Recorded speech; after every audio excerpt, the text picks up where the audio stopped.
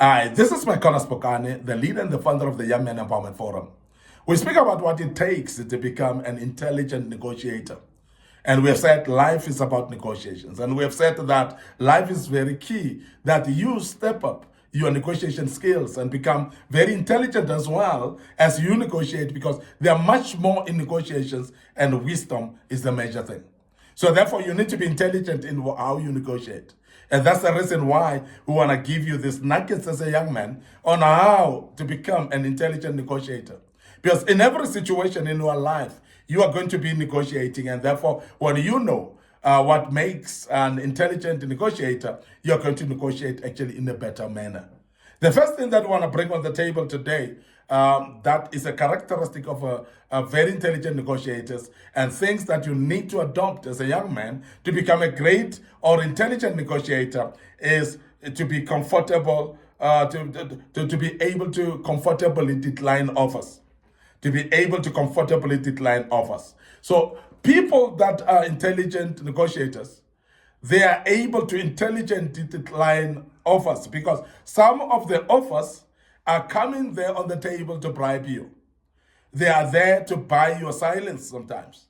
There are those that type of offers that are actually negotiating you out of the negotiation. And I hope you understand that. Because sometimes the negotiations that you conduct are actually not for you. So therefore, don't be selfish by being given an offer which actually directs to you, and you take that offer that would disadvantage the rest of the people that you are representing. And I'm speaking about whereby you're representing people. And I remember the story of Nelson Mandela and the rest of the team that went to exile. And when they came out, or in fact, I understand when they were still in prison, the apartheid government went there to negotiate with them. Now, when they negotiate with them, they negotiate with specific individuals. And remember, the political arena was actually a broadband. It was actually a big united front of people or group of people that are in different parties, that are activists at that particular time. Now, if they are going to negotiate with Nelson Mandela and some few of his friends, it is very key that they remember that they don't represent themselves. They represent everyone else out there. So therefore, the offer should not be focusing on the offering them, should not be focused on making them to be silent and forget that they are representing others. Now, therefore, they declined some of the offers, and that's what we call intelligent negotiators, because you need to decline the offers that are not actually serving a purpose. But you must be able to decline them comfortably. You must be able to decline them without feeling guilt. When you decline offers, you must decline them actually with a very clear mind and a clear heart. And very important that you don't actually have doubts about it. And that's very, very important. And I know there are people that get tempted with offers and they don't want to decline them. But I want to urge you that when you're negotiating for other people and not negotiating for yourself only, you must comfortably be able to decline offers. So intelligent negotiators are able to decline offers. Now, people that are not able to decline offers, they are given the short side of the stick, in the sense that they would agree to an offer that is shortchanging them because they cannot decline offers. Now, when you have got an intelligence to become a great negotiator, you're comfortably refusing or declining offers, because you know offers may be shortchanging you in the beginning. And therefore, you are able to say no to this particular offer. So therefore, they can up it, they can actually improve it and make it better. And only then later, you may actually agree to the offer. And that's very, very important, that you are able to decline offers as well. We want to also say that it is very important that as a great negotiator, you learn to listen attentively. You learn to listen not only attentively, but actively as well. Now, negotiations, when they are taking place, the people that you're negotiating with, they want to see and they want to witness that you are listening to them. And they want to see that. They want to prove that. They want to be sure that you are listening to them. Now, listening is a skill, and I know there are many people that are not able to listen. Now, listening is a skill that not many have. And therefore, as a great negotiator or intelligent negotiator, you need to practice this particular skill of ability to listen, not only to listen, but actively to listen. Now, we are living in days and times of distractions, and particularly whereby we are not able to listen actively because we are being distracted by many other things and many other activities that are taking place. There's a lot of noise in the days that we're living in. And some of the things that distract us are, for an example, cell phones. You're sitting in a meeting of negotiations, and then you're being called and phoned, and you want to pick up the phone. Sometimes you say, let me take the phone because this is very important. But by saying so, you are literally saying to the people that you're negotiating with, this meeting of negotiation is not important enough than this telephone call that you're taking. So those are type of distractions that we're trying to bring before you, that you must be careful. You must be aware that you listen attentively, and not only attentively, but actively as well, throughout the rest of the meeting until the end. Because you cannot compromise and start giving excuses or starting to read messages on your phone while you are in a meeting of negotiation, whereby people are clearly aware that you're not listening actively to them.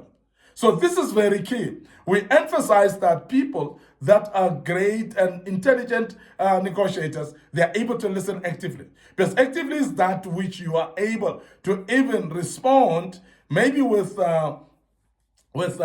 sign language, maybe you are actually responding with nonverbal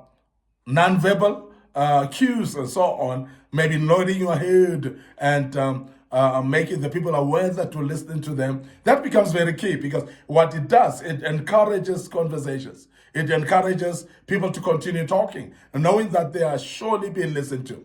There's nothing so rude than people, while you are talking, they are not listening to you. There are those people that are able to chit-chat and talk while you're busy talking, talk among themselves, and that's not actively listening.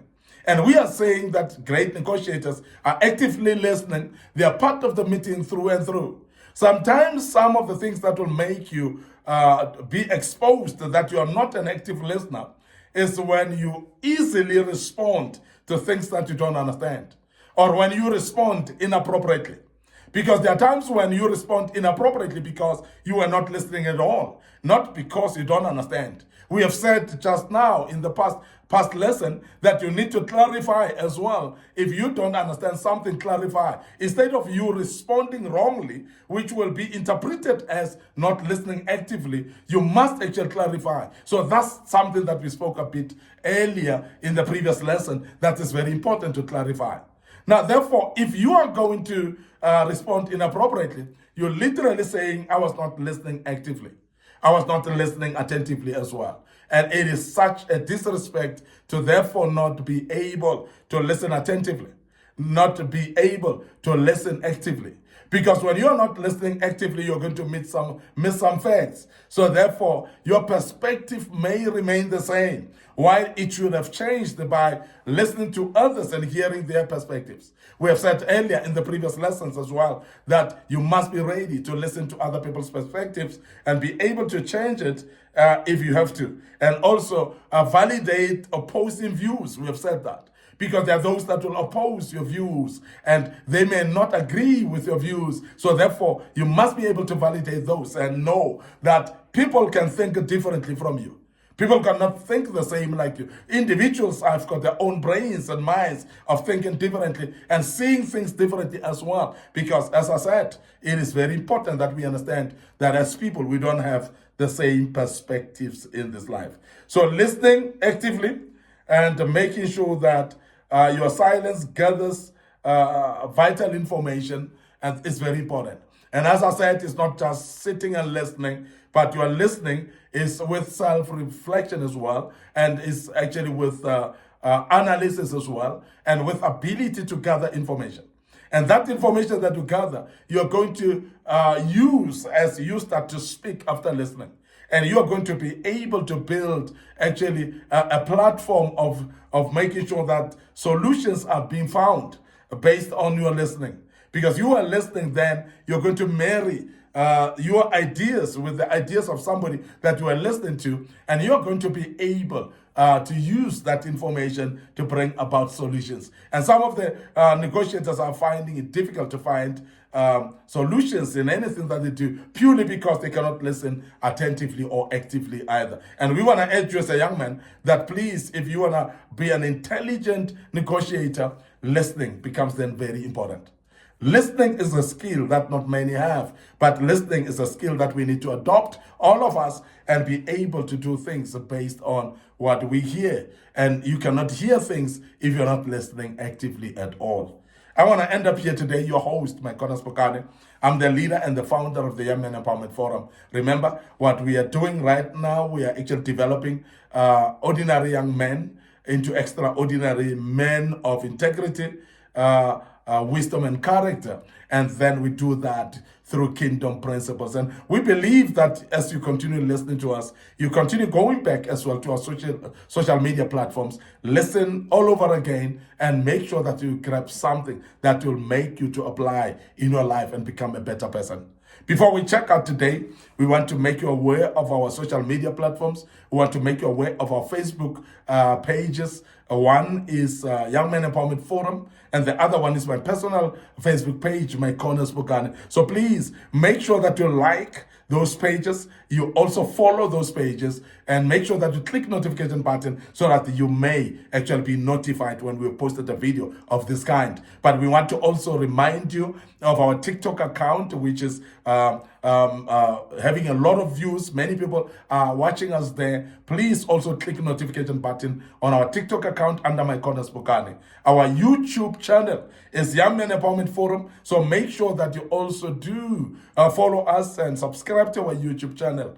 And the more you subscribe, the more you will be exposed to our videos, even those that we have posted way back in the past that are very useful for your life. Don't miss that. Please make sure that you do click notification button, share this type of platforms actually with everyone who dare want to learn out of this information. May the good Lord bless you. Allow me to check out right here and say, until we meet on part 3 of this great topic, part 4 rather, of this great topic, may the good Lord bless you, and allow me to say cheers for now.